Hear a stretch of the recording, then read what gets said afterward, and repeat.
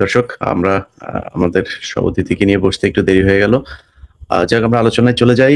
আপনারা যেমনটি জানেন, আমি Facebook এবং YouTube এ ঘোষণা দিয়েছিলাম যে আজকে আ ক্যান্টনমেন্টের ভেতরে কি ধরনের নষ্টামি, নোংরামি এবং আ এই দেশবিরোধী কার্যকলাপ চলে সেগুলো আপনাদেরকে জানানোর চেষ্টা করব। আমার সাথে ৩ জন অতিথি যুক্ত আছেন। আমি শুরুটা একটু করে নিতে চাই। সেটা হচ্ছে যে আমরা সকলেই আসলে ৫ই আগস্টের পর থেকে একটা গোলকধাঁধার ভেতরে পড়ে গিয়েছিলাম। আমাদেরকে আমরা এইটুকু অন্তত জানতাম যে আওয়ামী লীগ কখনো মুসলমান হইতে পারে না। ওদের আলাদা একটা ধর্ম, ওদের ধর্মীয় গ্রন্থ আছে, ওদের শেষ নবী আছে একজন। সো এরা ধর্ম হিসাবেই রাজনীতিটাকে প্র্যাকটিস করে। সো ওদের ধর্ম, এই ধর্মের যেই বই, যেই নবী সেটাকে পালন করবে। এদের নামাজ রোজা পড়ে আপনি হয়তো অনেক আলেম আমার এই ব্যাপারটা নিয়ে আপত্তি জানাইতে পারেন। কিন্তু আমি মনে করি এদের নামাজ রোজা পড়ে খামাখা সময় নষ্ট না করে দুনিয়ায় কিছু কাজ-টাজ করলো, তারপরে মদ-টদ খায় সময় ব্যয় করলে এটাও তার জীবন অন্তত ফুর্তিতে কাটলো। কিন্তু এর দুনিয়া আখেরাত ২ টাই শেষ। এইখানে আপনি মসজিদে বসে তারপরে নামাজও পড়লেন, সময়টা নষ্ট করলেন, আবার ফের ওইদিকে যেয়ে তো প্যাদানিই খাবেন। তো প্যাদানি যেহেতু খাবেন, যেটুকু আনন্দ ফুর্তি করার দুনিয়ায় করে নেন। এই ওয়াকার আমাদেরকে বারবার বিভ্রান্ত করেছে। আমি নিজেও বিভ্রান্ত হয়েছি। আমাদের কাছে এসে তারপরে বলা হয়েছে তিনি হচ্ছে মাগরিব থেকে এশা পর্যন্ত কোরআন ছাড়া আর অনেকগুলো নাকি ইসলামী বই সে নিয়ে সেখানে বসেন। এগুলো নিয়ে তিনি অনেক গবেষণা করেন। জীবনে কোনোদিন তার তাহাজ্জুদ কোনোদিন কাজা হয় নাই। এই হচ্ছে আমাদের ওয়াকার। তো ধর্মের প্রতি কিছুটা দুর্বলতা তো ছিলই, আছে, সারা জীবনই থাকবে ইনশাআল্লাহ। তো সেই দুর্বলতা থেকে মনে করেছিলাম এই লোকটা হয়তো ভালো।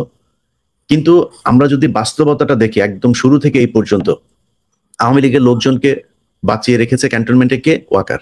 হাসিনাকে ওই দেশে পাঠিয়েছে কে? শান্তিমতো হাসিনা তো পালিয়ে যায়নি। হাসিনাকে সেই দেশে সুন্দরভাবে তাকে ভিআইপি মর্যাদা দিয়ে ওই দেশে পাঠানো হয়েছে। এই দেশের বিমান বাহিনী গিয়ে তাদেরকে দিয়ে এসেছে। সেই বিমান বাহিনী আবার ফেরত এসেছে। সেই বিমান বাহিনীর ইন্ডিয়াতে যাওয়ার পরে তাদের সাথে খুব তুচ্ছ-তাচ্ছিল্য ব্যবহার করা হয়েছে। কিন্তু তাদের যে কনেকে কিন্তু ঠিকই সুন্দরভাবে বরণ করা হয়েছে। তারপরে থেকে শুরু করে ৩২ এর বাড়ি ভাঙতে যাওয়ার পরে তারা বাধা দিয়েছে। এখনো পর্যন্ত বিচ্ছিন্নভাবে যত ধরনের আইন শৃঙ্খলা বিঘ্ন ঘটানোর জন্য যা করা দরকার সেটা সেনাবাহিনী করে যাচ্ছে।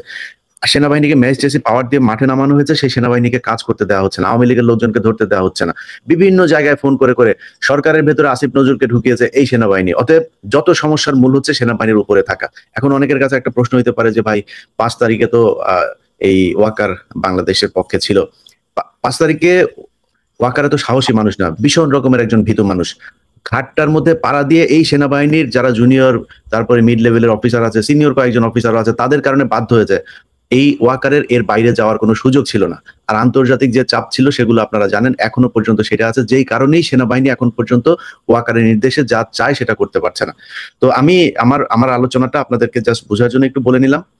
মূল আলোচনা যারা করবেন তারা আপনাদেরকে জানাবেন আসলেই সেনাবাহিনীর ভেতরে কি হচ্ছে, ক্যান্টনমেন্টে কি হচ্ছে, আমাদের দেশ আসলে কতটা ঝুঁকির মধ্যে আছে। তো আমরা আ হাসান নাসের আপনাকে দিয়ে শুরু করি স্যার। আপনি আপনি আপনি বলুন কি অবস্থা? আপনাকে নিয়ে আমরা দেখলাম যে বেশ কিছু প্রোপাগান্ডা ছড়ানো হয়েছে। আ ডিজিএফআই নিয়মিত যেটা করে থাকেন এগুলো আমরা জানি। ডিজিএফআই এর কিছু সেল থাকে, তাদের কিছু ভিডিও এডিটর তারা নিয়োগ দিয়ে রাখেন, যাদেরকে নিয়ে যখন তাদের আ খুব বেশি সমস্যা হয় একজনের বিরুদ্ধে, তখন তাকে নিয়ে কোন তথ্য প্রমাণ ছাড়াই একটা ঢালাওভাবে ভিডিও তৈরি করে কিংবা অনেক সময় আছে যে তাদের হাতে অনেক হানি ট্র্যাপ দেওয়া লোকজন থাকে, তাদের কথা না শুনলে তারপরে সেটা ছেড়ে দেয়। তো আপনি যেহেতু হানি ট্র্যাপে যেহেতু পা দেননি, আপনার মানি ট্র্যাপও যেহেতু নেই, তারা বানিয়ে টানিয়ে একটা ভিডিও ছেড়েছে। তো এই ভিডিও ছাড়ার কারণ কি? সেনাবাহিনী হঠাৎ করে আপনার প্রতি এত ক্ষেপলো কেন? আমি কি ওই ভিডিওটা আগে এক্সপ্লেন করব নাকি কেন খেপলো সেটা এক্সপ্লেন করব? না, ভিডিও এক্সপ্লেইন করতে পারেন, আপনার ইচ্ছা। আপনি আমি শুরু করতে পারেন। কিছুটা জিনিস আমি মনে হয় দেশবাসীর জানা উচিত।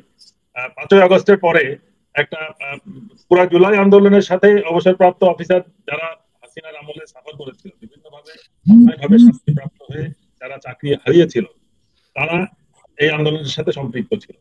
আন্দোলন যখন হাসিনা পালিয়ে গেল তখন তারা একত্রিত হয়ে এর মধ্যে বিরাট একটা অংশ ছিল ইয়াং অফিসার। তারা সবাই হইচই শুরু করে এবং একত্রিত হয়ে তারা চেষ্টা করে যে আমরা এখন প্রধান উপদেষ্টার অফিস ঘেরাও করবো বা তার সামনে নিয়ে আমরা বিচার চাইবো। আমি তখন এটাকে বলিতে না, এটা সেনাবাহিনীর তো এইভাবে দাবি আদায় করে না, তোমরা সবাই তোমাদের কি সমস্যা আছে, তাদেরকে একত্রিত হইতে বলি রাওয়াতে বসে সবারটা তারা আমার নেতৃত্ব দাবি করে যে আপনি আসেন, আপনার নেতৃত্বে আমরা ঘেরাও করবো। আমি তো এই পদ্ধতিতে যেতে রাজি না।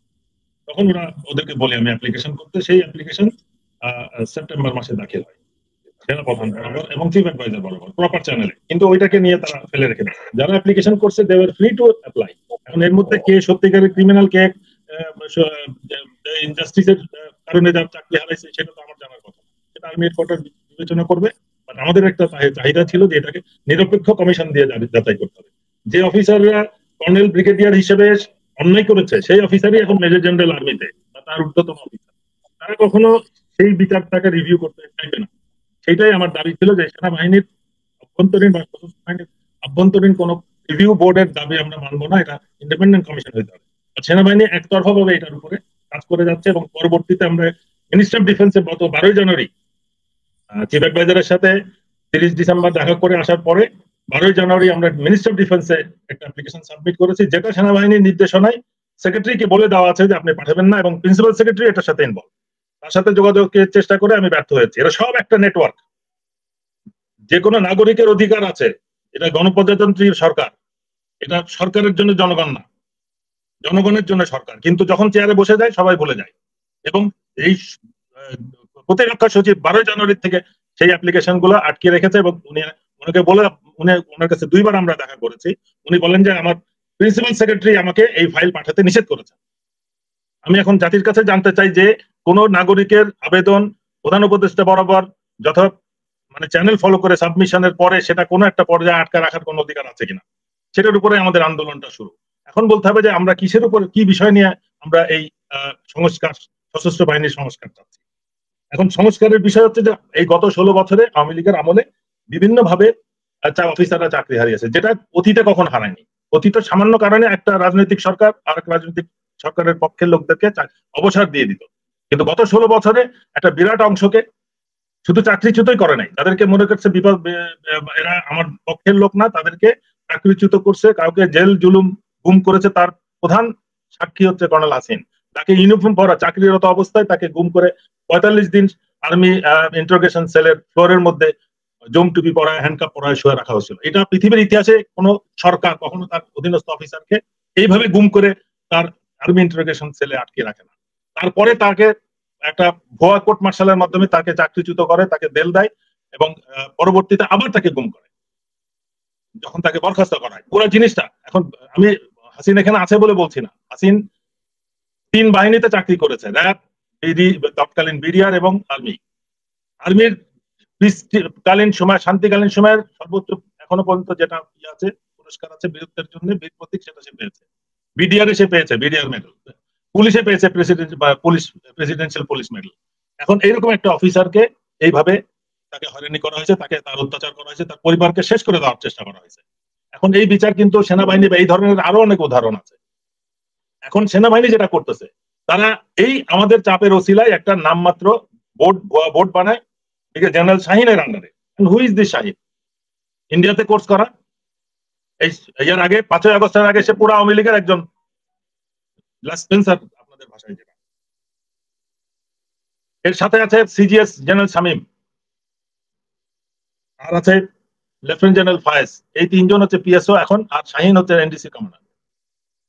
এরা সব কিন্তু একবার ঘোর আওয়ামী লীগের এবং রয়্যাল এজেন্ট যাদেরকে বলা হয়, অনেক সময় দাবি করে অনেকে। তারা এখনো পুরো জিনিসটাকে কন্ট্রোলে রেখেছে, তারা পুরো জিনিসটা, এবং তার আন্ডারে যারা কাজ করতেছে ডিএমআই এবং আর্মি সিকিউরিটি ইউনিট, রকে জেনারেল ওয়াকারকে চালাচ্ছে এই অফিসার। এরা যখন দেখতেছে যে আমরা এই অফিসারদের ব্যাপারে দাবিটাকে শক্তভাবে এগিয়ে নিয়ে যাচ্ছি, এবং শুধু এই অফিসার না, আমরা কিন্তু আয়নাঘরের বিষয়টাকে নিয়ে আন্দোলন করতেছি, গুম কমিশনের সাথে গুম বিষয়টাকে যাতে চাপা দেওয়া না হয় সেটার জন্য আমরা চাপ সৃষ্টি করতেছি, আইসিটির সাথে যোগাযোগ রাখতেছি, বিডিআর হত্যা নিয়ে কথা বলতেছি, এবং বঞ্চিত অফিসার তো আছেই, যেটা ওদেরকে আমরা একটা চ্যানেলের মধ্যে নিয়ে আসছি, যে সাধারণ জনগণের মতো যে প্ল্যাকার্ড নিয়ে, ব্যানার নিয়ে প্রধান উপদেষ্টার সামনে কমিশন অফিসাররা চাকরি হারিয়েছে বলে যে দাঁড়াবে আন্তর্জাতিক মহলে, দেশ এটাকে ভালোভাবে দেখবে না আমাদের এই অবস্থাটাকে। সেই জন্য আমি বলছি তোমরা অ্যাপ্লাই করো এবং তোমরা বিচার পাবে। সেটা নিয়ে কোন রকমের আগ্রহ বা একটা ভুয়া ভোট করে তাদের পছন্দের লোকদেরকে নিয়ে আসে এবং ডেকে ডেকে দিচ্ছে যে তোমাকে এই বোর্ডে দিব, প্রমোশন দিব, তুমি এখন ওনার থেকে আলাদা হয়ে যাও। এবং এই যাদেরকে একটা এই ভিডিওতে ক্রিমিনাল হিসেবে বলছে যে আমি এদেরকে নিয়ে জাস্টিস ফর কমরেডস খুলেছি, ওদেরকেই আবার আমার গ্রুপ থেকে বের করে নিয়ে যে তারা কাউকে এনসিপি তে পুশ করছে, ডিজিএফআই এবং এজেন্সিরা কাউকে আলাদা কমরেডস গ্রুপ বানিয়েছে। এই কমরেডস গ্রুপ জাহাঙ্গীর গেটের সামনে এসে আমাদের এই গ্রুপের অফিসারদের মাধ্যমে রীতিমতন আমাকে এবং কর্নেল হাসিনকে চাপাচাপি করছে, আমরা যেন জাহাঙ্গীর গেটে যাই। ইট ওয়াজ এ ট্র্যাপ, এবং we realised it that it's a trap. সৈনিকদেরকে নিয়ে এসে জাহাঙ্গীর গেটের মধ্যে চিল্লাচিল্লি করা, উই ডিড নট গো। এবং পরবর্তীতে দেখলাম তাদেরকে অ্যাসোসিয়েশন করতে দেওয়া হয়েছে এবং they are all finance by DGFI or ASU or EMI, directly তারা এগুলো করতেছে। এই জিনিসগুলো করে কিন্তু এখনো এই অস্থিতিশীলতা বজায় রাখতেছে এবং যখন দেখতেছে যে এই জিনিসগুলো এবং হাসিনকে কন্টিনিউয়াসলি ট্রাই করতেছে আমাদের এই গ্রুপ থেকে বের করে নেওয়া, তার জন্য প্যাকেজ আলাদা অফার করা হয়েছে এবং ইয়াং অফিসাররা যারা চাকরিহীন ছিল তাদেরকে অল্প কিছু উল্টাপাল্টা, আমি যেটাকে বলি গিলা কলিজা, রান ঠান সব আগের করাপ্টেড অফিসাররা এখনো খাচ্ছে এবং তাদের কাছে যে অবৈধ টাকা আছে ওগুলোর থেকে তারা প্যাকেজ অফার করতেছে এক একজন। তোমাকে একটা কাজ দিলাম, তোমাকে একটা কাজ দিলাম, একটা কন্ট্রাক্টরি দিলাম, তোমার এটা করলাম সেটা করলাম, এবং একইভাবে এই বিডিআর এর শহীদ পরিবারকেও একইভাবে বিভিন্ন রকম টোপ দিয়ে দিয়ে তাদেরকে নিউট্রালাইজ করে রাখছে এবং এদেরকে নিয়ে মাঝে মাঝে মিটিং করাই এবং বলে যে এরকম আমি নাকি বিডিআর এর হত্যাকারীদের ছাড়ানোর জন্য ব্যস্ত হয়ে গেছি। আমি কখনো বিডিআর এর হত্যাকারীদের ছাড়ানোর জন্য ব্যর্থ হয়নি, বাট মিথ্যা হত্যার আসল হত্যাকারীদেরকে পরিকল্পিতভাবে মাইক্রোবাসে, অ্যাম্বুলেন্সে উঠায়, প্লেনে উঠায় দেশ ত্যাগ করাই দিয়ে যারা কম নির্দোষী বা একেবারে নির্দোষ তাদেরকে জেলে ঘুরে মানুষকে ধোঁকা দেওয়ার চেষ্টা করা। আমরা এটার বিরুদ্ধে, আমরা প্রমাণ দিব যে তারা সত্যিকার হত্যাকারী কারা ছিল এবং তাদেরকে এবং পালাতে সুযোগ দেওয়া হয়েছে।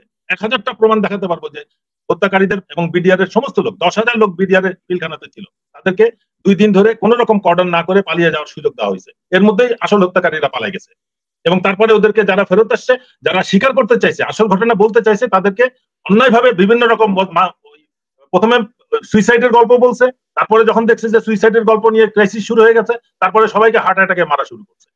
এবং এটা কিন্তু একটা দুইটা না, 30, 40, 50টার কাহিনী। যারাই সাক্ষী দিতে চাইছে, আসল ঘটনা বলতে চাইছে, তাদেরকে এইরকম পরিণতি ভোগ করতে হয়েছে। এবং সব থেকে বড় জিনিস হচ্ছে যে একটা অ্যাসিস্ট্যান্ট ডাইরেক্টর র্যাঙ্কের একটা অফিসার, তাকে টোটালি গায়েব করে দিছে, সে কোনো হিসাবের মধ্যে নাই। আওয়াল, অন্ধকার আওয়াল, সুবেদার মেজরকে নিয়ে অনেক হইচই হচ্ছে, আওয়ালকেও তো ব্রাশ ফায়ার করে মারা হয়েছে। এর কোন রকম স্বীকৃতি কোনো ইয়ে নাই কেন? হয় সে বিদ্রোহী হিসেবে থাকবে, হয় সে কোনো অংশে বিদ্রোহে অংশগ্রহণকারী নাই বলা হবে, অথবা তার স্বাভাবিক মৃত্যু হয়েছে, এটার একটা প্রমাণ থাকতে হবে। এই সমস্ত জিনিস সমস্ত উল্টাপাল্টা হচ্ছে। এখন আমাকে বলতেছে যে আমি রয়্যাল এজেন্ট। আমি 2010 সালে রয়্যাল এজেন্ট হিসেবেই তো আমি বিডিআর এর হত্যা রিপোর্টের নোট অফ ডিসেন্ট দিয়েছিলাম। আমি জাতির কাছে সেটাই বলতে চাচ্ছি, আমি রয়্যাল এজেন্ট এবং সেই জন্য বিডিআর হত্যার রিপোর্টকে আমি নোট অফ ডিসেন্ট দিয়ে আমি বেরিয়ে চলে আসছিলাম। এটা বলার চেষ্টা করতেছে। এটা একটা অভিযোগের একটা লিমিট থাকতে হবে। যারা এই কাজগুলো করতেছে, এই অভিযোগটা একটা ভিডিও বানায়, এরা চিন্তা করে না যে এই ভিডিওটা মানুষ কতটুকু স্বাভাবিক ভাবে নিবে। আমি দুর্নীতিবাজ, তা তুমি বলো যে অমুক অমুক জায়গায় তোমার সমস্ত এজেন্সি, আর্মির এজেন্সি, সব ফাইল পত্র সবকিছু আছে, তুমি আমার পরিমাণটা বলো না দুর্নীতিবাজ। একটা মহিলার ছবি দিছো তুমি, আফসানা, তার ছবির পিছনটা দিছো, সামনেটা দেখালে না কেন? অফিসারটার কথা বললা না কেন? তার কাহিনী বললা না কেন? কোথায়, কোন সালে, কোন ইউনিট? বাংলাদেশ আর্মির আমার একটা অফিসারকে বের করতে হবে। ইলিয়াস ভাই, আমি বলতেছি যে 4টা ইউনিট লেফটেন্যান্ট কর্নেল হিসেবে কমান্ড করেছে, মেজর হিসেবে 2টা ইউনিট কমান্ড করেছি আমি যদি ওইগুলো করতাম, লেফটেন্যান্টের গার্লফ্রেন্ডের সাথে যদি আমি অ্যাফেয়ার করতাম, বহুত আগে আমার চাকরি থেকে চলে যেত। তাইলে আওয়ামী লীগ আসলে আমি মাই দিস টাইম সেনাপ্রধান হয়ে যেতাম, এই গুণাগুণ থাকলে। না, আমার কাছে ওই আরো গল্প আছে যেগুলা, এই সমস্ত গল্পগুলা, এই তাকিয়া আফরোজ হিয়া, মেহরুন্নেসা হিয়া, এইটা অনেক জেনারেলদের সাথে আমি ছবি দেখতেছি এই মহিলা। এবং এই মহিলা তার এনআইডি তে লেখা আছে জাকিয়া আফরোজ। এনআইডি তে যার নাম জাকিয়া আফরোজ, তার নাম হচ্ছে মেহরুন্নেসা। একটা মেজরকে তার সাথে অ্যাফেয়ারের জন্য, এক মহিলার কমপ্লেনের উপর একটা মেজর চাকরি হারাইছে। কিন্তু এই মহিলার সাথে আমি 3 জেনারেলের ছবি দেখতেছি, আমার কাছে রয়েছে। এগুলোকে আমি আপনাকে পাঠাবো? আমি এগুলো তো পাঠাতে চাচ্ছি না। এই অপরাধীগুলো হয় চাকরিতে আছে, নাহলে রিটায়ার করে গেছে, দে আর স্টিল ইন সার্ভিস। আমরা চাকরিতে থাকতে এই ধরনের কখনো অপরাধ আর্মিতে হয় নাই। হইলে সাথে সাথে এমন অ্যাকশন হয়েছে যে আরো 10 জন সতর্ক হয়ে গেছে। গত 16 বছরে আর্মিকে এমন ভাবে করাপ্ট করা হয়েছে বিভিন্ন ব্যবসা বাণিজ্য দিয়ে। এবং এখন আমি আশ্চর্য হচ্ছি যে এখনো দেখছি যে মিলিটারি অফিসারদেরকে বিভিন্ন সিভিল অর্গানাইজেশনে পাঠানো হচ্ছে। এটা পাকিস্তান আর্মি না, তারা যাই কিছু করবে, তাদের ব্যাটল ফিটনেসটা তারা কখনো কম্প্রোমাইজ করে নাই, যেটা তারা প্রমাণ দিয়ে দিয়েছে গত 1 সপ্তাহ বা 5 দিনের যুদ্ধে। Bangladesh army is not Pakistan army. তারা নিজের ব্যাটল ফিটনেসটা রেখে তারপরে তারা যায় কর্পোরেট সিস্টেমে ইনভলভ হয়েছে, প্রফিট নিয়েছে, তারা কিন্তু লুটপাট করে নাই। আমাদের অফিসাররা রাজনৈতিক দলের নেতাদের সাথে মিলে দেশকে লুটে নিয়ে গেছে, তার প্রমাণ সব আছে। কিন্তু এখন আমাদের সেনাপ্রধান বলেন প্রমাণ দেন, তাহলে আমরা আইসিটিতে হ্যান্ড ওভার করবো।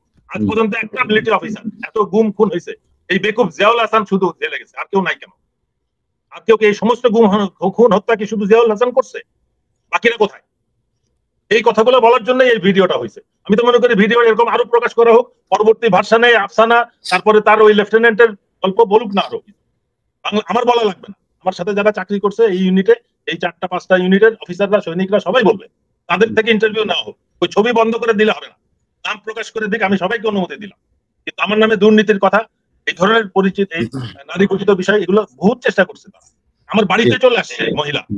ব্রিগেডিয়ার হাসান নাসের স্যার, আমরা আপনাদের এগুলো তো শুধু বর্ণনা দেখছি, আমরা ইনশাল্লাহ চেষ্টা করবো, এবং আপনাদের কাছে অনুরোধ থাকবে, বাংলাদেশ সেনাবাহিনীতে অসংখ্য দেশপ্রেমিক মানুষ আছেন, সৎ মানুষ আছেন, আপনাদের কাছে অনুরোধ থাকবে আপনারা আমাদেরকে জানান যে এই সেনাবাহিনীর অফিসাররা কাদের কোথায় কত পরিমাণে সম্পত্তি আছে, কি কি দুর্নীতি করেছে, সেগুলো আমরা তুলে ধরবো। আমরা এর পরের পর্যায়ে কর্নেল হাসিনুর স্যার আপনার কাছে যাই। আপনি দীর্ঘদিন পাহাড়ে ছিলেন, আমাদের পাহাড়ে এখন যা চলছে, আমার যতটুকু জ্ঞান আছে আমি মনে করি যে পাহাড় এখন আর বাংলাদেশ সেনাবাহিনীর নিয়ন্ত্রণে নাই। 1996 সালের যেই কথিত শান্তি চুক্তির মাধ্যমে শেখ হাসিনাকে ক্ষমতায় বসানোর পর ভারত যে বাংলাদেশের সেনাবাহিনীকে সেখানে প্রত্যাহারের মাধ্যমে জেএসএস, ইউপিডিএফ, এখন নতুন করে আরাকান আর্মি শুরু হয়েছে, এই যে ভারতীয় গোয়েন্দা সংস্থার পালিত কিছু সন্ত্রাসী বাহিনী দিয়ে পাহাড়কে ধরে রাখা হয়েছে, আপনি সেখানে কাজ করেছেন দীর্ঘদিন।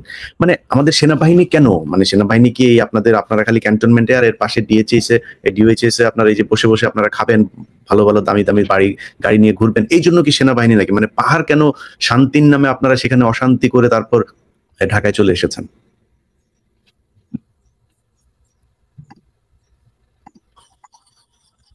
বলবো ভাই? জি জি জি, বিসমিল্লাহির রহমানির রহিম।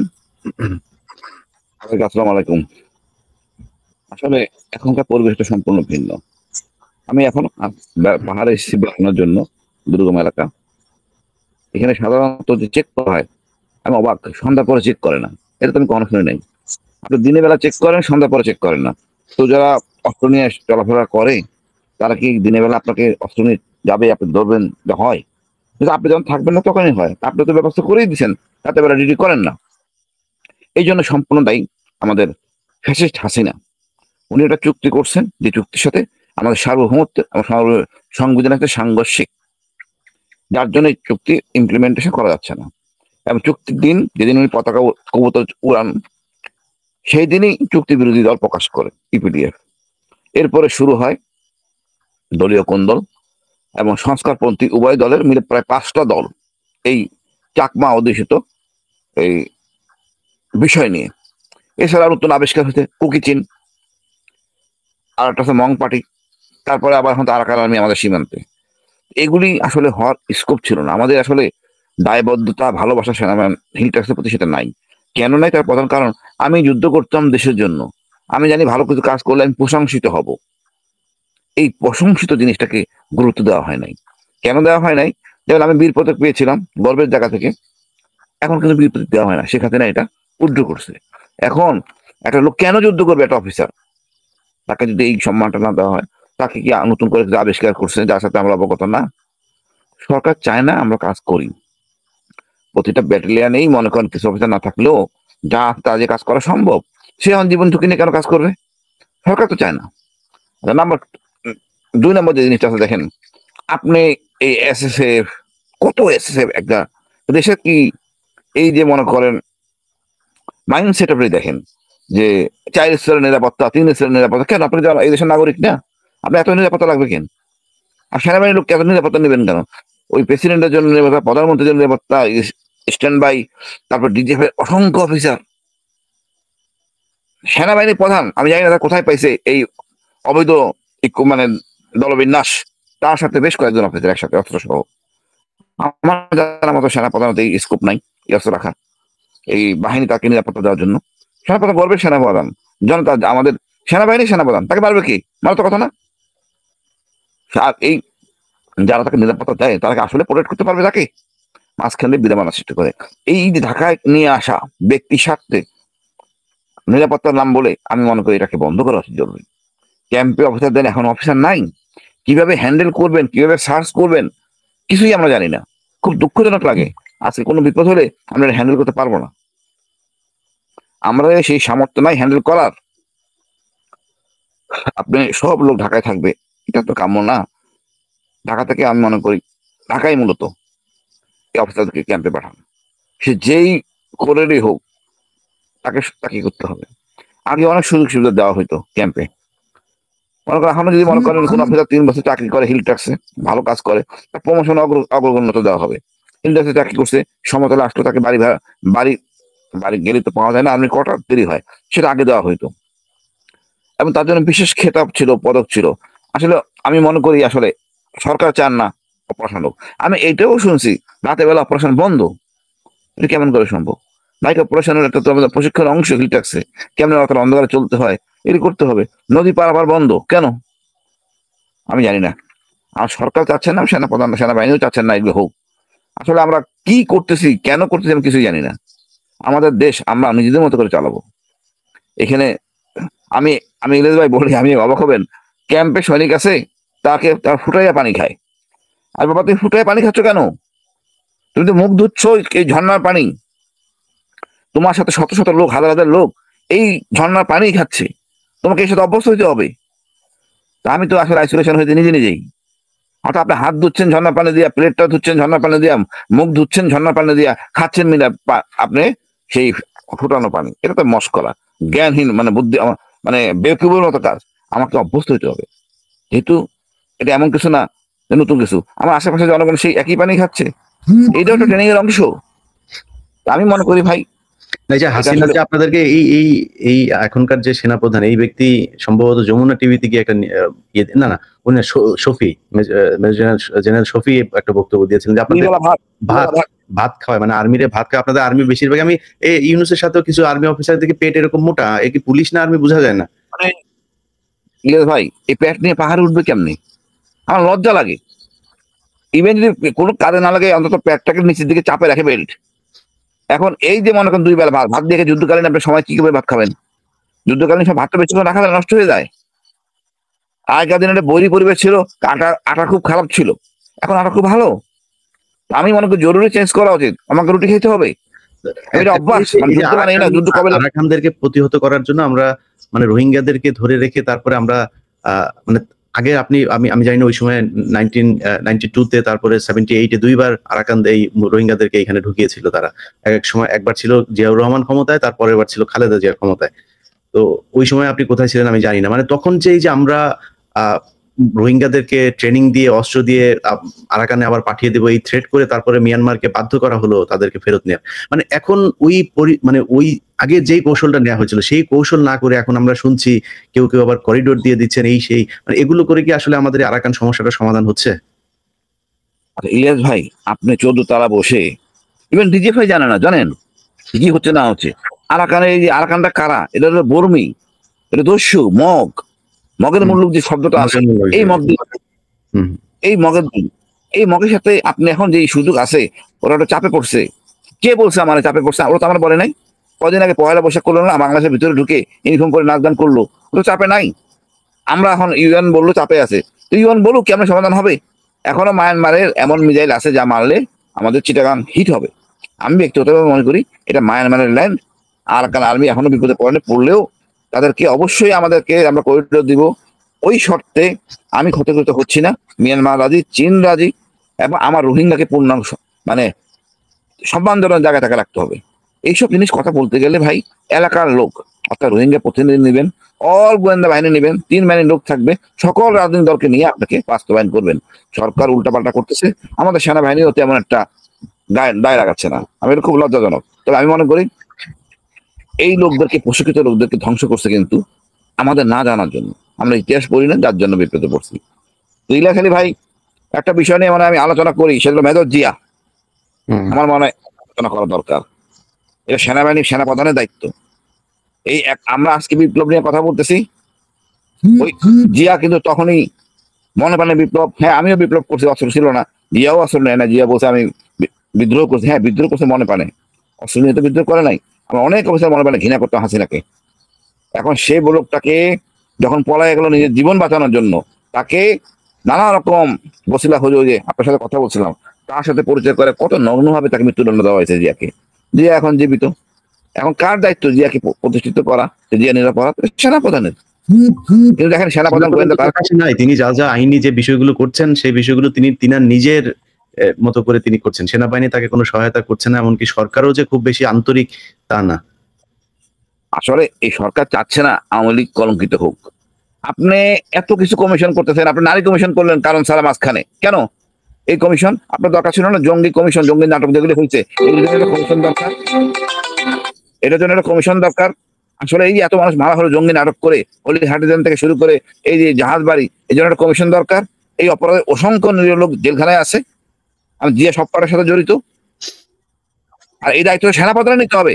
হ্যাঁ, তুমি আমার আশ্রয় থাকো। সেনাপ্রধান তো ওই মামলাগুলোতে আপনার যাদেরকে জামিন দেওয়া হচ্ছে সেখানে সেনাবাহিনীর চাপ দিয়ে জাজ সাহেবকে আপনার সেগুলো স্টে অর্ডার নেওয়াচ্ছে, ওই জামিনগুলো স্টে করে দিচ্ছে, মামলাটা স্টে করে দিচ্ছে। এই যে এগুলো সেনাবাহিনী মানে তার দায়িত্বের বাইরে গিয়ে করছে, কিন্তু আসল দায়িত্ব যেটা সেটা করছে না। যাই হোক, কর্নেল হাসিন, আমরা আপনার কাছে আবার আসি, তার আগে আমরা একটু ভেতরের খবর জেনে আসি। আপনারা তো বাইরে বাইরে যা থাকেন সেটা, মানে ভেতরে ওদের বউ নাতিপুতি এই যে কি বলে শাশুড়িরা যা করছে ভেতরে, সেই খবর আমাদের তাজনুমা মাহা উনি আছেন, উনি আমাদের মেজর তানভীর হায়দার নূর, তিনার ওয়াইফ। আপনারা জানেন যে তানভীর হায়দার নূর, যার মরদেহ এখনো পর্যন্ত পিলখানার ঘটনায় খুঁজে পাওয়া যায় নাই, বা তিনি জীবিত আছেন কিনা সেটাও আমরা জানি না। বলা হচ্ছে তিনি মারা গিয়েছেন, কিন্তু তাকে এই আমাদের সামনে যিনি আছেন তিনাকে বাধ্য করা হয়েছে অন্য একটা লাশ নিয়ে তারপরে তার স্বামীর লাশ বলে চালিয়ে দেওয়ার জন্য।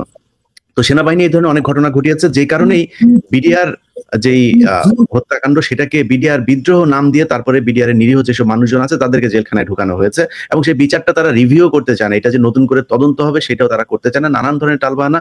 আমরা আজকে যখন কথা বলছি সেই দিনের বেলায় বাংলাদেশে 40 জনকে আপনার জামিন দেওয়া হয়েছে আজকে আবার নতুন করে। এই জামিনের শুনানি আজকে 6 মাস ধরে ঝুলিয়ে রেখে 10 জন 5 জন এইভাবে তাদেরকে ছাড়া হচ্ছে। মানে যত দিন যাবে আর কি, এরা এমনিতে অসুস্থ সবার। আপনি যদি হাসিনুর ভাই আপনি জেলে ছিলেন, আপনি দেখেছেন যে এদের পায়ের ভেতরে কি অবস্থা, এদের পুরো শরীরের ভেতরে ড্রিল ঢুকিয়ে তারপরে তাদের অত্যাচার করা হয়েছে। কারো পায়ে সমস্যা, মাথায় সমস্যা, বুকের সমস্যা, এক একজন এক এক সমস্যা নিয়ে তারা ধুকে মারা যাচ্ছে, এবং সরকারও সেটাই চাচ্ছে। তো আমরা সরকারের ভেতরে ডিজিএফ এর একটা সোর্স, মানে কি বলে এটা, এজেন্ট আসিফ নজরুলকে পেয়েছি, যে কারণে আসিফ নজরুলকে তারা দিয়ে এই কাজগুলো সুন্দরভাবে করাচ্ছে।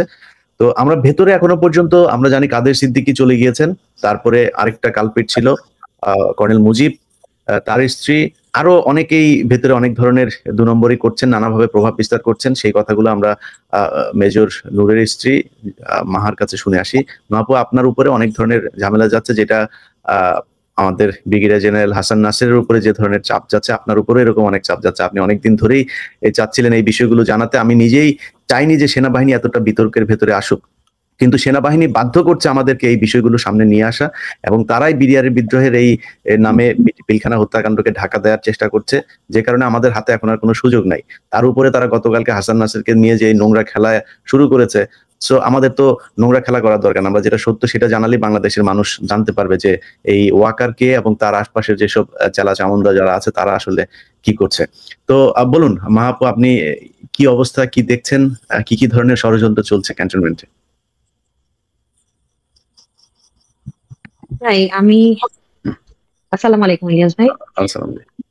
আমি প্রথমেই যেটা বলতে চাচ্ছিলাম যে এই যে একটা প্রোপাগান্ডা হচ্ছে সব জায়গাতে, যেমন হাসান নাসির ভাইকে নিয়ে হচ্ছে, ঠিক একইভাবে দেখা যায় আমি যখন ধরেন নর্মালি আমার ফেসবুকে একটা স্ট্যাটাস দিচ্ছি যে আমার হাজবেন্ডকে নিয়ে আমি কোনো আবেগের কথা লিখছি, সেখানে এসে আমাকে খুবই বাজেভাবে কিছু বট অ্যাকাউন্ট থেকে মানে একটার পর একটা একজনকে একজন সাপোর্ট দিয়ে নোংরা কথা বলে।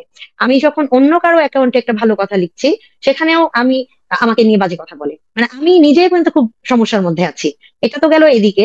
আর আমাদের যে শহীদ পরিবারগুলো আছে তারা তো 2009 সাল থেকে দেখেছি যে আমাদের জুনিয়র যে ফ্যামিলি গুলো আছেন তাদেরকে একটা পাশ করে রাখে।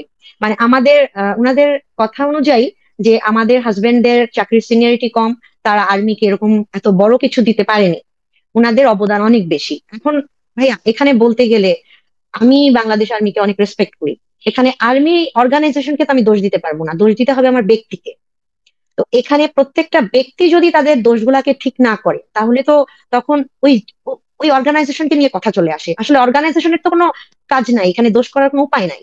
তো সেখানে দেখা যাচ্ছে আমাদের শহীদ পরিবার যখন আসছে, আমি প্রথমে যখন পিলখানা থেকে বের হয়ে আমার স্টেটমেন্ট দেওয়া শুরু করলাম, প্রথমেই আসি যে আমার সাথে কি ধরনের বিহেভিয়ার হয়েছে।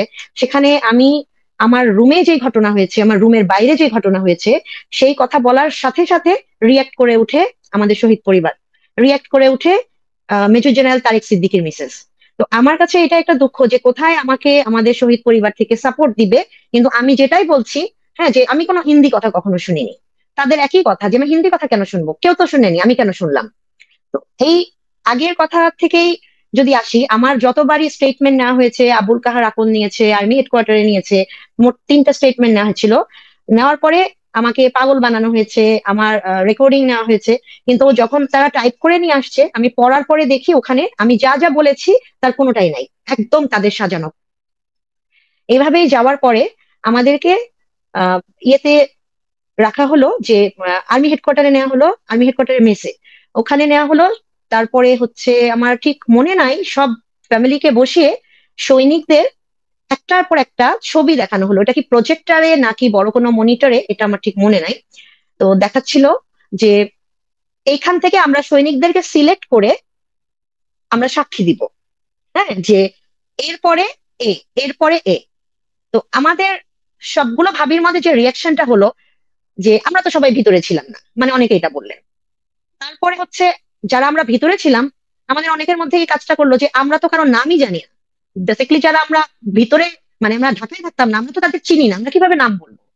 তখন হচ্ছে ওয়েলফেয়ারের একজন অফিসার ছিলেন মেজর তারেক, উনি উনি একদম লিখে দিলেন যে এভাবে আপনি নামগুলো মুখস্থ করেন।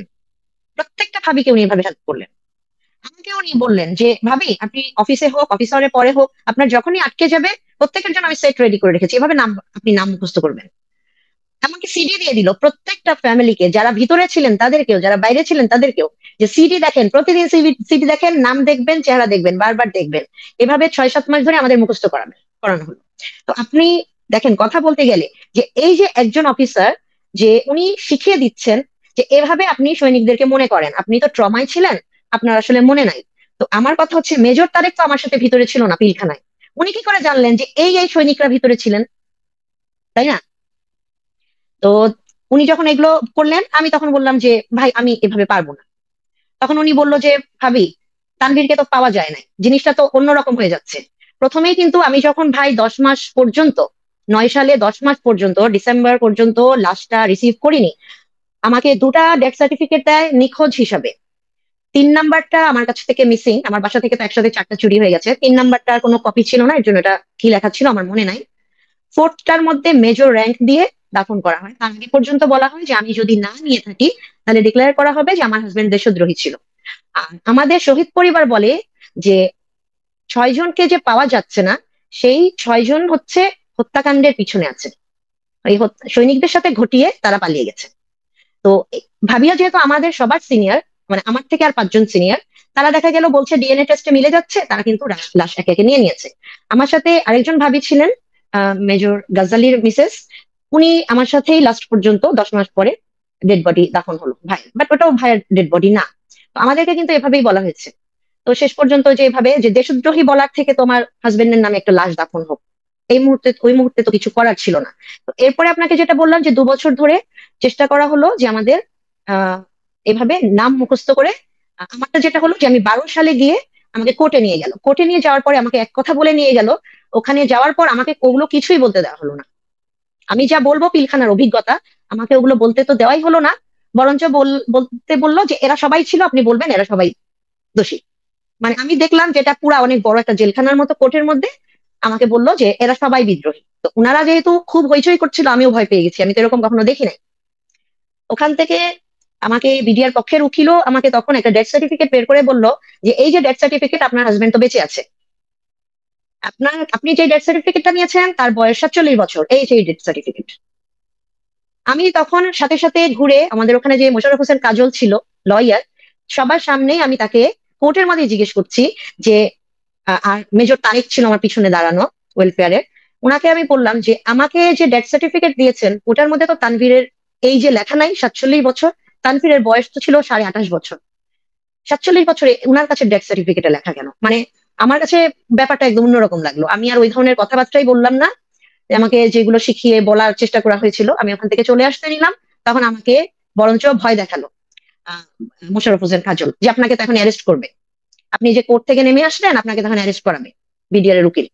না, এমন একটা অবস্থা, আমি আপনাকে ওখানে কি আর বলবো। যাই হোক, আমি কোর্টে পরে আবার উঠে সরি বললাম, সরি বলে তারপরে সেদিন বাসায় আসলাম। বাসায় আসার পর মেজর তারেক আমাকে ফোনে অনেক বকাঝকা করলেন যে আমি একদম সবকিছু নষ্ট করেছি, এরকম ভাবে আমাকে এইভাবে এত ভাবে রেডি করে নিয়ে গেল। তার মানে দাঁড়াচ্ছে কি, যে একজন ওয়েলফেয়ারের মেজর আমাকে শিখিয়ে পড়িয়ে দিচ্ছেন যে আমি গিয়ে বিডিআর সৈনিকদের বিপক্ষে এভাবে কথা বলবো। তো আমার কথা হচ্ছে ভাই, আমি যাদেরকে শুধুমাত্র দেখেছি আমি তো তাদের কথাই বলবো, এর বাইরে তো কিছু বলবো না। আবার যেখানে আমি নিজ কানে ভিন্ন ভাষী শুনেছি, হিন্দি ভাষা শুনেছি, আমি সেটুকুই বলবো, এর বাইরে তো বলবো না। আবার আমার রুমের ঢুকলো মেজর মোকাররম, রুমের বাইরে উনি থাকলেন, অথচ উনার কথা বলাতে গতকালকে রাওয়াতে একটা প্রোগ্রাম ছিল, সেখানে দেখা যাচ্ছে যে ওখানে আলোচনা সভা ছিল। সেই আলোচনা সভায় আপনার স্বাধীন তদন্ত কমিশন আমাদের সাথে আলোচনা সভার জন্য ডেকেছেন যে এই এতদিন কি হয়েছে এগুলো নিয়ে আলাপ আলোচনা হবে। সেখানে দেখা যাচ্ছে নর্মালি আলাপ আলোচনা হচ্ছে, কিন্তু কমপ্লেন করছেন আমাদের শহীদ পরিবারের মুজিব ভাবি, major Mokarram, lieutenant colonel Kamruzzaman, আরেকজন শহীদ পরিবার মানে আরেকজন সুবেদার মুজিবের ছেলে। উনি এই কয়টা মানুষ আমার জন্য কমপ্লেন করছে যে আমি তাদের জন্য বিভিন্ন জায়গায় প্রোপাগান্ডা ছড়াচ্ছি। তা আমি খুবই আশ্চর্য হলাম যে আমার সাথে যে জিনিসগুলা ঘটেছে, যে আমি যা দেখেছি ওগুলো আমি কোথাও বলতে পারবো না। আমাকে স্টেটমেন্ট দিতে দেয়নি, আমাকে কর্নেল মুজিব ভাবি যে কোনো জায়গায় 9 সালেও স্টেটমেন্ট দিতে দেয়নি। এখন আমি 24 সালের অগাস্টে একটা প্রেস কনফারেন্স ছিল, সেই প্রেস কনফারেন্সে প্রথম 17 অগাস্টের আগে 14 অগাস্টে ওনাকে বললাম যে আমি আমার হাজবেন্ডের ব্যাপারটা এখন রিভিল করতে চাই, যেহেতু আপনারা সবাই জানেন। তখন উনি তো আমাকে বাধা দিলই, ওনার সাথে আরো দুজন ভাবি বললেন। কিন্তু এইখানে বাধা দেওয়াতে উনি চ্যাটিং এর মাধ্যমে বাধা দিয়েছেন, সেই স্ক্রিনশট গুলো আমার কাছে আছে, উনি ভয়েস মেসেজ পাঠিয়েছেন, আচ্ছা, সেগুলো একটা জিনিস এই মাহাপু, আমার একটা কোশ্চেন, যে কর্নেল মুজিবও তো মারা গিয়েছেন তাই না ওই বিডিআর হত্যাকাণ্ডের সময়, মানে ওনার ওয়াইফ কেন এটা ধামাচাপা দিতে চায়, ওনারা কেন এটার বিচার চায় না? ভাই এই বিষয়টা তো আমি সঠিকভাবে বলতে পারবো না, আমার তো কোনো আইডিয়া নাই। মানে সেনাবাহিনী থেকে কি কোনো সুযোগ সুবিধা দেয় নাকি ওনাদের? মানে কি দেখেন আপনি, যেহেতু পাশাপাশি থাকেন, এদের কোনো বাড়তি সুযোগ সুবিধা পাশাপাশি নিতে দেন, আসলে বাড়তি ভাই থাকি না। সম্পত্তির মালিক হতে দেখেন কিনা? ভাই পাশাপাশি আমি থাকি না। উনি ক্যান্টনমেন্টে কখনো থেকেছেন কিনা আমি আমার এটা জানা নাই। আমাদের তো ক্যান্টনমেন্টে প্রথমে থাকতে দিয়েছিল, কিন্তু উনাকে আমি আমার জানা মতে উনি ক্যান্টনমেন্টে থাকেননি। তবে উনার কোর্সমেট ছিল একজন, আমাদের মনে হয় পিলখানা ঘটনার পরে 3rd সেনাপ্রধান, উনার থেকে উনি সবসময় একটা সাপোর্ট পেতেন শুরু থেকেই।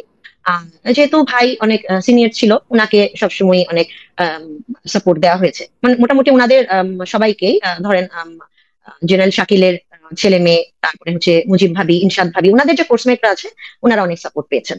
কোর্সমেটদের এটা নিজস্ব ব্যাপার আর কি, এখানে কিছু বলার নাই। তবে ওনারা যেভাবে লাইফ লিড করেছেন, ধরেন সিনিয়রিটি অনুযায়ী তাদের অনেক কিছু থাকবে, এটা খুবই স্বাভাবিক। যেমন গতকালকেই ভাবি মানে কম্পেয়ার করছেন যে ওনারা সিনিয়র, ওনাদের অনেক কিছু থাকবে।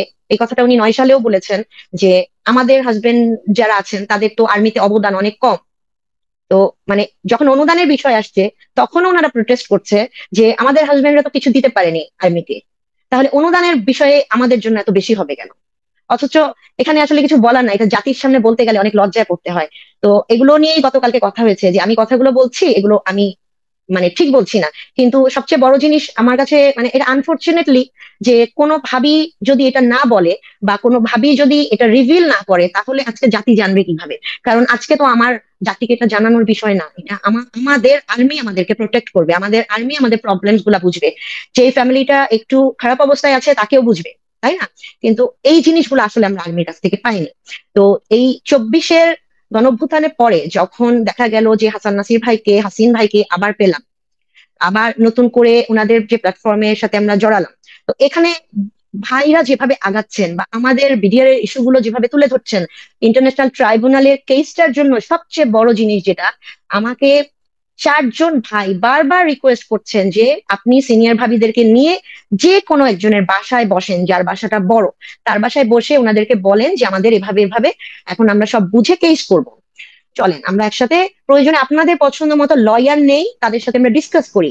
আচ্ছা আপু, আমাদের আলোচনা অনেক লম্বা হয়ে যাচ্ছে, মানে আমি সরাসরি জানতে চাচ্ছি যে আপনার এখানে যেসব অফিসাররা মারা গিয়েছিল তাদের অফিসারদের মধ্যে কার কার ওয়াইফরা হচ্ছে গিয়ে সেনাবাহিনীর এই যে টোপ তাদেরকে দেওয়া হয়েছে এই ঘটনাটাকে ধামাচাপা দেওয়ার জন্য, সেই টোপ গিলেছে কারা কারা সেটা বলেন। ভাই আমি আপনাকে এই কথাটা একটু ছোট করে বলি, যেটা আমি বলতে চাচ্ছিলাম। যখন ইন্টারন্যাশনাল ট্রাইব্যুনালে আমরা কেসটা দিতে চাইবো, এইটাতেই আমার সাথে তাদের দ্বন্দ্ব শুরু হয়। তখন থেকেই কথাটা আসে যে আমি রয়ের হয়ে কাজ করছি, এই জন্য এই ট্রাইব্যুনালে কেস করে আমি বিপদে ফেলতে যাচ্ছি। এটা একদম যেদিন কেসে যাব, কেস করতে যাব, তখন আমাকে হাসিন ভাই ফোন করে বললো যে ভাবি আপনি কেস করবেন? আমি হ্যাঁ জি করবো। মানে আপনার যদি কোনো ডাউট না থাকে তাহলে আপনি আসেন। আমি ডানে বামে কোথাও তাকাইনি, জানেন ভাই আমি আজও কেস করিনি। আচ্ছা, আপনাকে যে কোশ্চেনটা করেছে আপা সেটা বলেন, আমরা আসলে এত আলোচনায় যাইতে চাচ্ছি না, মানে জি। কারা কারা, সেটা কারা কারা, আপনি যেভাবে মানে আমার সাথে যেভাবে কথা বলেন আপনি সেই ওয়েতে বলেন, কারা কারা আপনাকে জি। থ্রেট করছে, কারা কারা সেটা বলেন। মুজিব ভাবি, এবং মুজিব ভাবির সাথে হচ্ছে ইনভলভ হচ্ছে গিয়ে অ্যাডভোকেট সাকিব, হ্যাঁ অ্যাডভোকেট সাকিবের আম্মু, তারপরে হচ্ছে মানে কি ওই যে লবি ভাবি, কর্নেল কি কর্নেল এলাহি এলাহির ছেলে, তাই তো? জি। ওই যে ডেইলি স্টারে কাজ করে যেটা। ও কথাবার্তা বলাই হচ্ছে ও নিজে বলবে না, ও সবসময় সাথে সুবেদার মেজরের ছেলেকে রাখবে, তাকে দিয়ে বলাবে। তো কালকে আমার দুঃখ লেগেছে এটা, তাকে নিয়ে, ছেলেটাকে নিয়ে, আমার সন্তানদের নিয়ে কিছু বলার নাই, কারণ ওরা যে বয়সী হোক তারা তো সন্তান।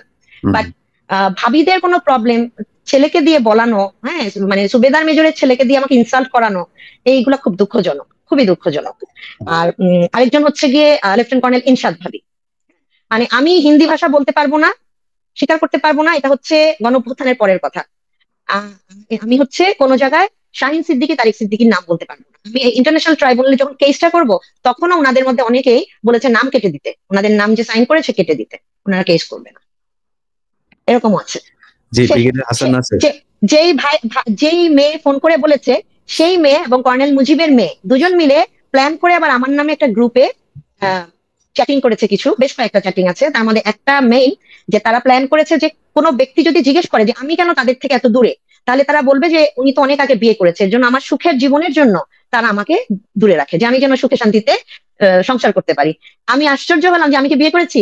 কালকে আমি এই কথাটাই স্বাধীন তদন্ত কমিশনকে বলেছি, যে তারা এতটা ডেয়ার যে আমাকে বলে যে আমি নাকি বিয়ে করেছি, মানে তারা আমাকে ইচ্ছা করে সরিয়ে রেখেছে সব জায়গা থেকে। নট অনলি মি, আমাদের জুনিয়র কোনো ভাবিকে তারা মানে একেবারে আমাদের কাছে আসতে দেয় না, কখনোই দেয় না। জি, আপনারা যারা ভিডিওটা যারা আজকে আমাদের লাইভ যারা দেখছেন তাদেরকে আমি কিছু কথা এখানে যুক্ত করে দেই, সেটা হচ্ছে যে উনি একটা কথা বলতেই হবে, আপনাকে নিয়েও কালকে কথা উঠেছে, আপনাকে নিয়েও গতকালকে বলছে যে আপনি এগুলো ছড়াচ্ছেন, হ্যাঁ আপনি মিথ্যা বলছেন, এটা বন্ধ করতেই হবে। কালকে তদন্ত কমিশনে এটা বলা হয়েছে, এবং যেন আমরা কোনো ইন্টারভিউ দিতে না পারি। হ্যাঁ, ভাইয়ের নাম হাসান নাসির, ভাইয়ের নাম, আমার নাম এবং আপনার নাম।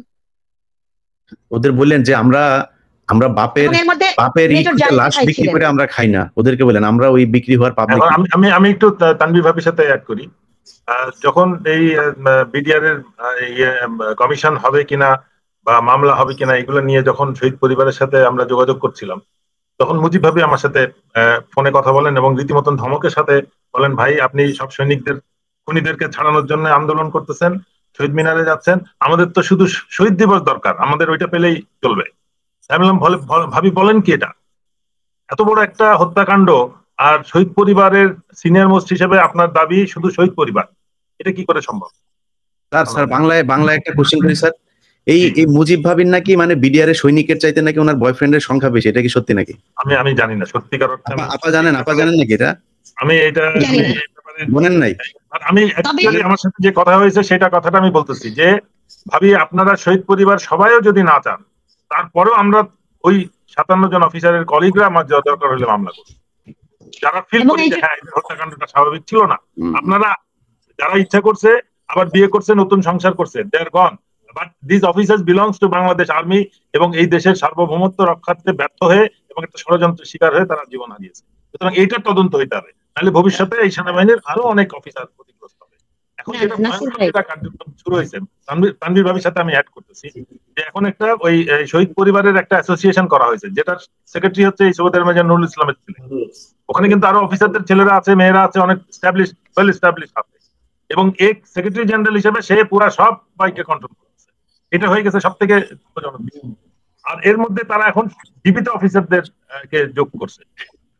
জীবিত অফিসাররা যেটা হচ্ছে মানে এটা মানে ভয়ঙ্কর বিষয়। আমি মিলিটারি সিচুয়েশনে আমরা ভারত পাকিস্তান যুদ্ধ দেখলাম কয়েকদিনের, খুব শর্ট একটা ছিল, মোস্ট মডার্ন, মোস্ট ডিজিটাল, মানে কি বলবো, এটা এই ধরনের যুদ্ধ পৃথিবীর ইতিহাসে কখনো ঘটে নাই। আর্মি, এয়ারফোর্স, নেভি মিলে যে যুদ্ধটা করছে, ওয়েল প্ল্যান। আমরা মানে আমাদের মানে যেটা আমরা মিলিটারি ইতিহাসে একটা শিক্ষণীয় বিষয় হয়ে থাকবে ভবিষ্যৎ কত বছর কত দশক আমি জানি না। সেই আর্মি একটা তারা যেটা করেছে, আমরা সেটার বিনিময়ে আমরা কি করতেছি, আমরা ষড়যন্ত্র করে আমাদের অফিসার। আমার শুধু একটা বিষয়, মিলিটারি আইনে ডেজার্টার বলে একটা কথা আছে, যখনই যুদ্ধক্ষেত্রে গোলাগুলি শুরু হয় অনেক সৈনিক পালিয়ে ফ্রেন্স থেকে বেরিয়ে পালিয়ে চলে যায়। ওই ইউনিট থেকে যাওয়ার কথা বললেও অনেক পালিয়ে চলে যায়। এর মধ্যে আর্মি অ্যাক্ট আছে। আমার প্রশ্ন হচ্ছে যে দরবার হলে যখন হইচই শুরু হয়েছে তখন তো কিছুই শুরু হয় নাই, কিছুই হয় নাই, কোনো গোলাগুলি হয় নাই। তখন একদল অফিসার ওয়াল টপকায় বেরিয়ে চলে আসছে। এরা তো ওই ডেজার্টার ক্যাটাগরিতে পড়ে।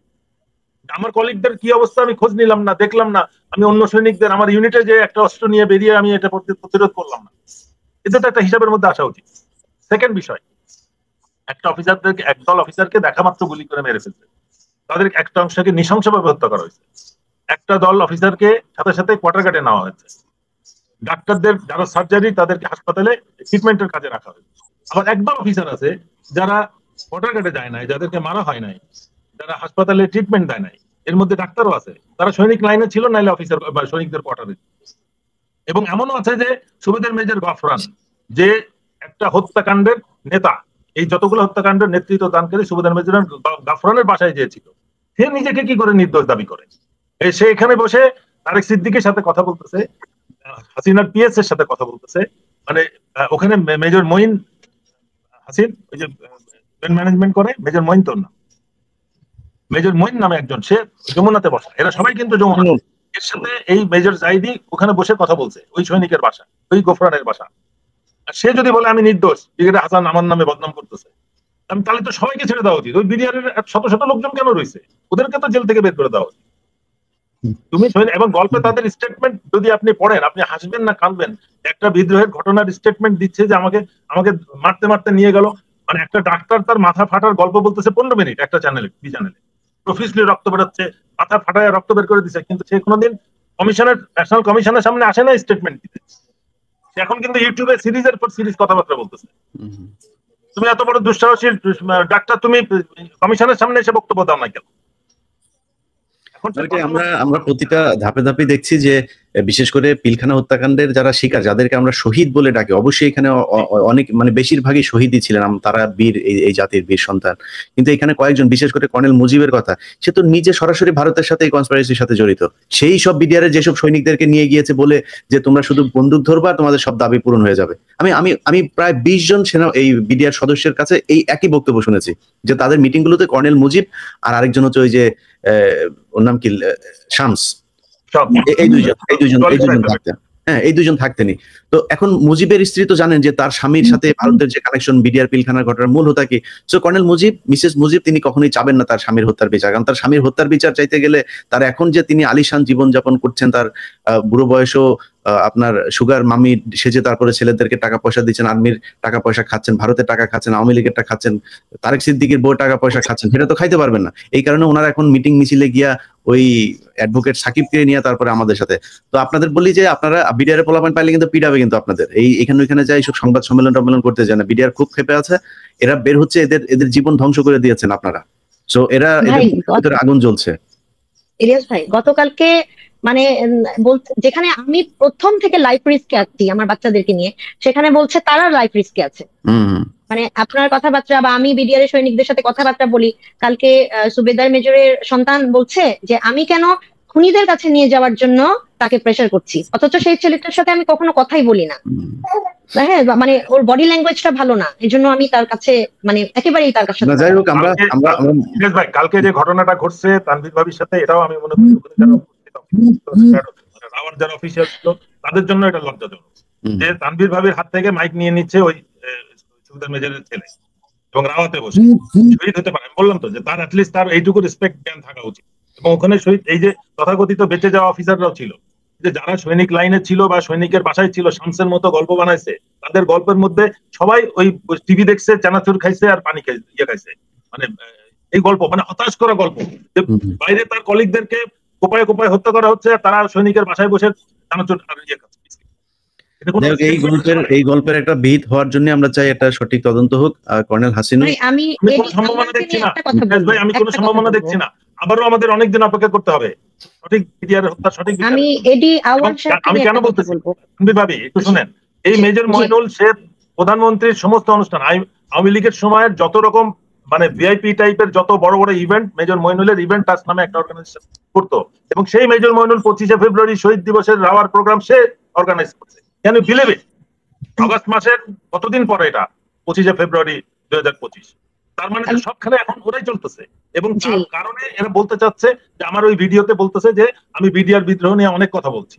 আমি বলতেছি আমার স্বার্থ যে এই অফিসার গুলা, আমি এর আগেও মিডিয়াতে বলেছি, এই 57 জন অফিসারের মধ্যে আমার চাকরির কারণে, আমি ইউনিটে চাকরি করেছি, স্কুলে 3বার ইনস্ট্রাক্টর ছিলাম, এই যে বলেছি 6-7টা ইউনিট কমান্ড, 6টা ইউনিট কমান্ড করেছি, 5টা ইউনিট কমান্ড করেছি।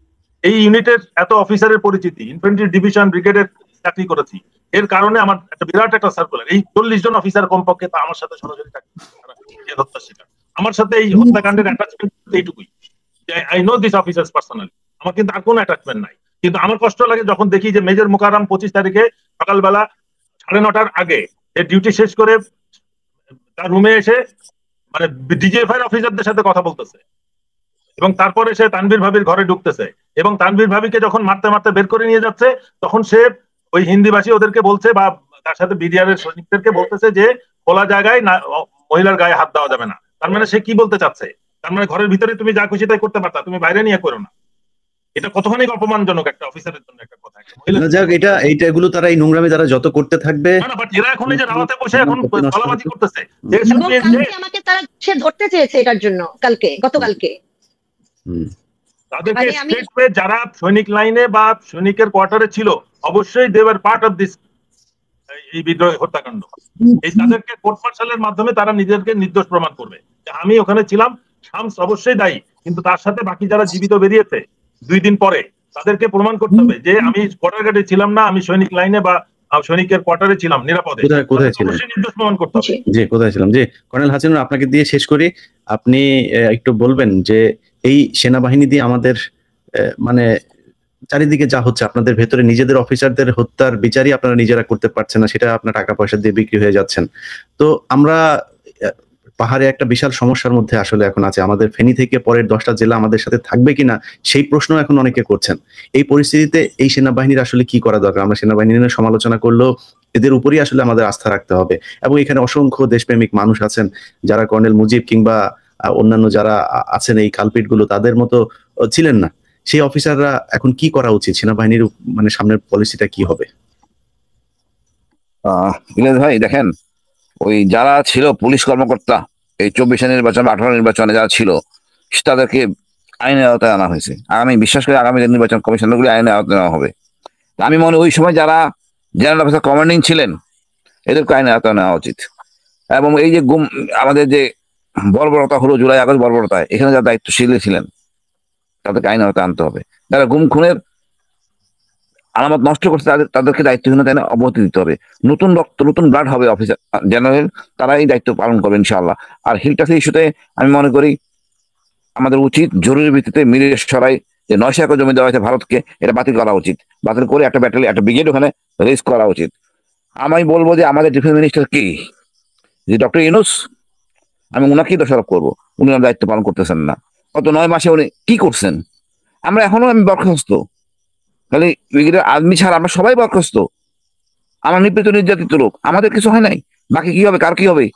জনগণের কি হবে? কিছুই হয় নাই। আপনি ডিফেন্স মিনিস্টার, দায়িত্ব অনেক দায়িত্ব আপনার, যোগ্য ব্যক্তিকে দেন, আপনি তো ডুবাবেন আমাদের অনেক কিছু সেনাবাহিনীতে ক্রয় করার ব্যাপার আছে। আমরা দেখলাম তো পাক ভারত যুদ্ধে আমাদের কি আছে, তার মধ্যে মায়ানমার ইস্যুতে আপনার এই যে আরাকানের জন্য করিডোর স্পেস, নানা রকম সমস্যা আছে। আমি বলবো ডক্টর ইউনূসকে বিশেষ দৃষ্টি দেন, দেশের অনেক কিছু করার কথা।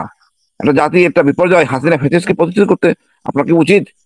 একটা জঙ্গি কমিশন করুন, নিরীহ জনগণকে মুক্তি দেন। এই যে আমাদের মেজর জাহিদিকে মারা হলো হ্যান্ডকাপ লাগানোর পরে, মেজর স্টাফ কলেজ করা, 2টা স্টাফ কলেজ করা, তাকে হ্যান্ডকাপ লাগাইয়া তাকে মারা হলো পরিকল্পিত ভাবে। তার পরিবারকে নির্যাতন নিপীড়ন অনেক কিছু করা হয়েছে।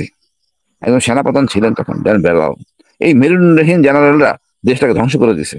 আমরা চাই যাদের মধ্যে একটু আনুগত্যের অভাব আছে, ডক্টর ইউনূস বলিষ্ঠ পদক্ষেপে বের করে দেন। আমি জাস্ট বলবো বের করে দেন। আমি আমার সেনাপ্রধানকে দেখতে চাই না উনি ঢাকেশ্বরী মন্দিরে যাবেন, এটা তার কাজ না। ওনার উচিত প্রাক্তন সেনাপ্রধানের সাথে কথা বলবেন, আলোচনা করবেন, জ্ঞান অর্জন করবেন, এই সময় কি করা উচিত কি করা উচিত না। সিনিয়র অফিসারদের বসে গল্প করবেন, জ্ঞান অর্জন করে উনি শক্তিশালী হবেন। উনি যাদের রিউমার এখন আছে বাজারে, ডিএমআই, কমান্ডেন্ট, এএসইউ, এদের বক্তব্য নিয়ে চলেন। আমার মনে হয় না তাহলে এদের বক্তব্য এত খারাপ হওয়ার কথা না। দর্শন। উনি তো নিজের মধ্যে থাকার কথা, অনেক অনিয়ম হয়েছে, রাজনীতিকরণ হয়েছে সেনাবাহিনী, ওখান থেকে বের করে আনতে হবে। উনি তো চাচ্ছেন না, উনি 9 জিউসি চেঞ্জ করেন নাই, উনি 9 জিউসি কে চেঞ্জ করেন নাই। তা আমি আর কি বলবো ভাই, এটা ডক্টর ইউনূসের দেখা উচিত, না করলে আমাদের বিপদ করতে হবে। জরুরি সম্মান অপরাধী না করবেন না, কারো অন্যায় কারো দরকার নাই। আমরা তো জানি জুলাই আগস্ট সেনাবাহিনী উনি ছুড়ে নাই, এক সময় উনি ছুড়েন নাই, বন্ধ করছেন, এই জন্য উনি প্রশংসা দাবিদার। কিন্তু যারা করেছেন তারা একদম মাপ পাবে না, মাপ পাওয়ার কোনো অবকাশ নাই। পুলিশকে সবাই ধরা হচ্ছে, আমাদের আর্মি কয়জন ধরছেন? একমাত্র জিয়াউল হাসান, সবাইকে ধরতে হবে। ছাড়, আমাদের যত সংস্কার করব, যত এদেরকে বের করে দিব, তত আমরা পরিশুদ্ধ হব। আমার মনে হয় ভাই, এই যে সংস্কার না চিল্লাচিল্লি করছে কার জন্য? এই সেনাবাহিনী জন্য যেন সেনাবাহিনী আগামী রাজনীতিবিদদের কাছে ক্ষতিগ্রস্ত না হয়। আগামী রাজনীতি নেতারা যেন আমাদেরকে সেনাবাহিনীকে রাজনীতির পরিচয়, রাজনীতি হাতিয়ার না বানায়। আমরা তো হয়েছি লাঠিয়াল। যত জেনারেল দেখেন সেনাপ্রধান বা জেনারেল যারা সেনাবাহিনীর ম্যাক্সিমাম লাঠিয়াল, আওয়ামী লীগের লাঠিয়াল ছিল, আমরা লাঠিয়াল হতে চাই না। সুতরাং আমি মনে করি ওই সকল আইন সংস্কার করুন। সেনাবাহিনী জনগণের পাশে থাকবে, এবং সেনাবাহিনী নিয়ে থাকবে, প্রশিক্ষণে দুর্ধর্ষ হবে। এই বাংলাদেশের সেনাবাহিনীর নাম নিলে ভারত কাঁপবে, মায়ানমার কাঁপবে, আরাকান আর্মি কাঁপবে। আমাদের সেই পর্যায়ে নিয়ে আসেন। কিন্তু ওই বেল খুলে দিয়ে আর ওই ভাত খাবেন 2 বেলা, এইসব দর্শন বাদ দেন, গো ব্যাক। অন্তত মিনিমাম 2 দিন রুটি খান, অভ্যাস করি, অভ্যাসটাই আমাদের প্রশিক্ষণ। আমি এটাই বলবো, দোষী ব্যক্তিদের শাস্তি দিন, মেজর জিয়াকে সম্মানে আইনে আমি দোষরদের ফ্যাসিস্টদের মুখ উন্মোচন করুন। অসংখ্য আমি অনুরোধ করবো যে ভাই আপনি একটু কাইন্ডলি ওই বসিলা হুজুরকে আনেন, আমাকে আনেন, জিয়ার বিষয় নিয়ে আলোচনা করি যে জিয়া আসলে কতখানি অপরাধ ছিল। জিয়াকে আনেন। এখন জিয়া বিদ্রোহের কথা বলে, বিদ্রোহ তো আমিও ছিলাম। বিদ্রোহ মানে অস্ত্র নিয়ে বিদ্রোহ করা। আমি মুখে বিদ্রোহ করছি, মনে বিদ্রোহ করছি, মাথা দিয়ে বিদ্রোহ করছি না, ঘৃণা করতাম, এটাই আমার বিদ্রোহ। জিয়াউল হাসান ওইটাই করছে, মানে মেজর জিয়া ওইটাই করছে, এটা করছে শোট। তাকে এইভাবে জঙ্গি বানাইছে, আর এই প্রথম আলো ডেইলি স্টার ইচ্ছা মতো রম্য রচনা লিখছে, এটা কাম্য হইতে পারে না। আমরা এখনো অ্যাড্রেস করি নাই এই হলি হাটিদেন নাটক, অভিজিৎ, এগুলি দেখবেন যে সব নাটক, সেই অজিত দোভালের নাটক। আমি দুঃখের সাথে খুব লজ্জা লাগে, আমাদের বড় দল বিএনপি, আমাদের সালাউদ্দিন ভাই আছেন, উনি যদি মামলা করতেন আইসিডিতে, তাহলে আমরা এই ভারতের মোদি থেকে শুরু করে অজিত দোভাল সবাইকে আইনাতে আনতে পারতাম। পুরো বিশ্ব দেখতো ভারত কত নগ্ন, হাসিনা না, ভারত কত নগ্ন।